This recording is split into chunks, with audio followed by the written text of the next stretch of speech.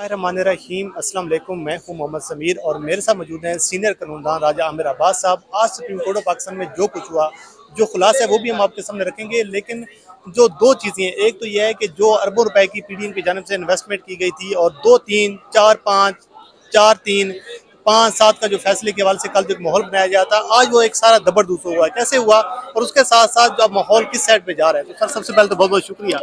Sir ये जो एक कल से मीडिया पर एक इन्वेस्टमेंट की गई, बड़ा एक माहौल बनाया गया कि ये 3-4 का फैसला है, 2-3 का फैसला है, आज तो सर सारा कुछ मामले। तो उन्होंने कहा कि ये कतन एक अलहदा केस है। उस केस में हमने फैसला करना था कि इलेक्शन की तारीख कौन देगा, वो हमने कर दिया। उस पे फिर इम्प्लीमेंटेशन हो गई और अमल दरामद हुआ और इलेक्शन कमीशन ने उस पे डेट दे दी। अब हमारे पास सवाल है कि क्या इलेक्शन कमीशन जो सदर पाकिस्तान तारीख दी है उन्होंने, क्या उसको वो एनल कर सकते हैं, ख़त्म कर सकते हैं और अपने ताई एक नई तारीख दे सकते हैं। तो ये वो क्वेश्चन है जिस पे अटॉर्नी जनरल ने दोबारा बात की कि जनाब कल एक 2 जजेस का एक तफसीली फैसला आया है जिस पे जो अदालत ने कहा कि जी अगर इस पे किसी को कोई इशू है तो ये प्रोसीडिंग या ये वो फोरम नहीं है। जो मुतलका फोरम है या जो कानून उसकी इजाज़त देता है, जो मेरे नज़दीक रिव्यू है, वो जाए डालें और इलेक्शन को डिले नहीं करने दिया जाएगा। और जस्टिस मंदोखेल ने क्लियरली कहा कि ये हमारा अंदरूनी मामला है जिससे जाहिर है कि इसका इम्पैक्ट इस फैसले पे नहीं पड़ेगा। और नंबर 2 उन्होंने कहा जी अब ये बात तो क्लियर है कि जी वो नहीं कर सकता, उसके पास इख्तियार नहीं है। लेकिन जब उन्होंने इस चीज़ को परखा के कौन से वो ग्राउंड्स थे जिस पे उन्होंने इलेक्शंस की तारीख को ख़त्म किया और एक फ्रेश थी, तो उस पर बड़ी इंटरेस्टिंग किस्म की हेयरिंग हुई।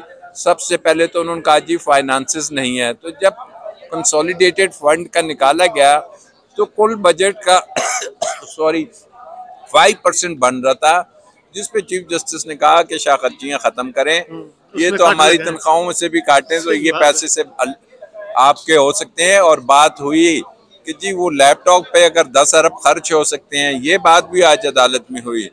तो गालिबन इस पॉइंट से तो बिल्कुल अदालत कन्विंस नहीं थी जो फाइनेंसेस की बात थी। सिक्योरिटी के बाद उन्होंने कहा कि जी फौज जौन सी है वो सिक्योरिटी नहीं दे सकती। तो उन्होंने कहा ड्यूटी चाहे एक दफ़ा हो चाहे 2 दफ़ा हो, ये उनकी आईनी जिम्मेदारी है, उनकी ड्यूटी में आता है कि वो आएंगे। और अब मौका दिया है कि जनाब आइए इलेक्शन कमीशन ऑफ पाकिस्तान, आप हमें बताइए, क्योंकि जब अटॉर्नी जनरल से पूछा गया कि ये रीजंस, तो वो भी इस हद तक कन्विंस थे अटॉर्नी जनरल कि जी इलेक्शन कमीशन के पास इख्तियार नहीं है। कि अटॉर्नी जनरल कन्विंस है इस बात पर? बिल्कुल कन्विंस थे। तो इसीलिए उन्होंने कहा इसका जवाब इलेक्शन कमीशन देगा। अब कल इलेक्शन कमीशन आएगा और हम देखते हैं कि जी ये जस्टिफिकेशंस वो कैसे देते हैं कि जी उस वक्त तो डॉलर का रेट चूंकि 180 रुपये था, इसलिए मैंने कह दिया था कि इलेक्शन नवंबर में हो सकते हैं। अब डॉलर चूंकि 250 रुपये पे चला गया है। ये मुज़ायका खेज बात आज अदालत में हुई। इसका ये है कि जो हुकूमत है उसको पहले मंसूर अवान साहब से डिस्कस कर लेना चाहिए था कि हम ये जो काम करने जा रहे हैं। देखें जी बड़ी आसान सी बात है, कोई कानूनी बात को कोई भी अटॉर्नी जनरल हो, कोई भी वकील हो डिफेंड कर सकता है। लेकिन जो आपने लफ्ज किया जबरदस्त या धोस धमकी के ऑर्डर को कानून जस्टिफाई नहीं कर सकता। प्रेस कॉन्फ्रेंस हो सकती है, जब से तो हो सकते हैं। अदालतों में दोष और धमकी से किया गया फैसला नहीं चल सकता।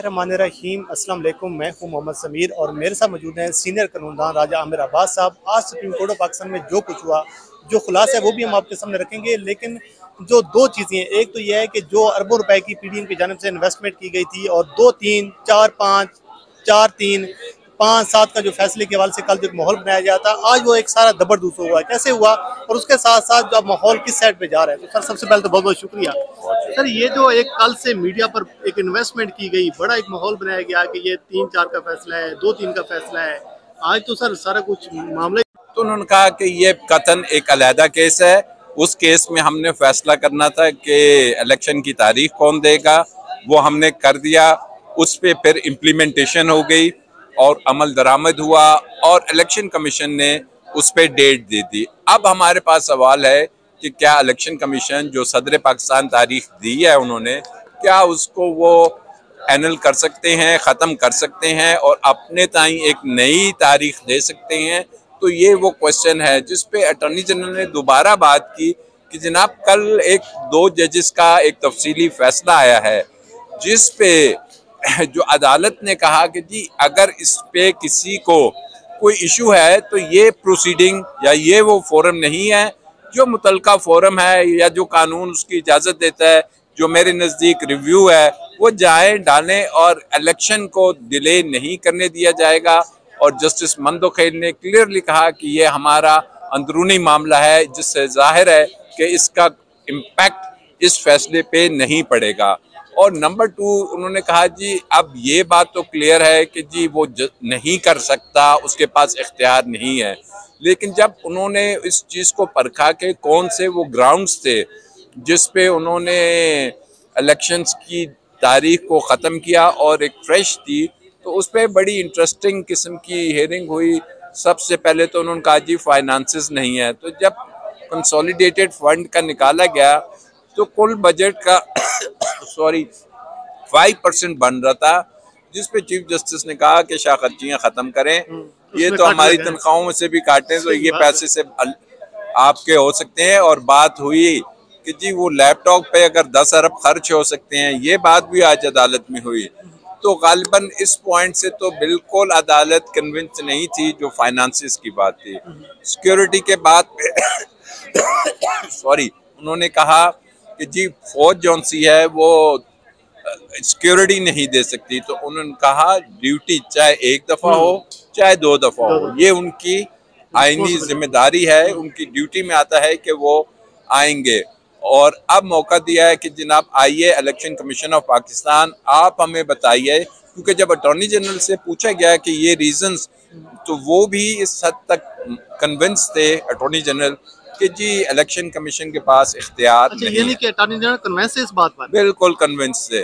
तो इसीलिए उन्होंने कहा इसका जवाब इलेक्शन कमीशन देगा। अब कल इलेक्शन कमीशन आएगा और हम देखते हैं कि जी ये जस्टिफिकेशंस वो कैसे देते हैं कि जी उस वक्त तो डॉलर का रेट चूंकि 180 रुपये था, इसलिए मैंने कह दिया था कि इलेक्शन नवंबर में हो सकते हैं।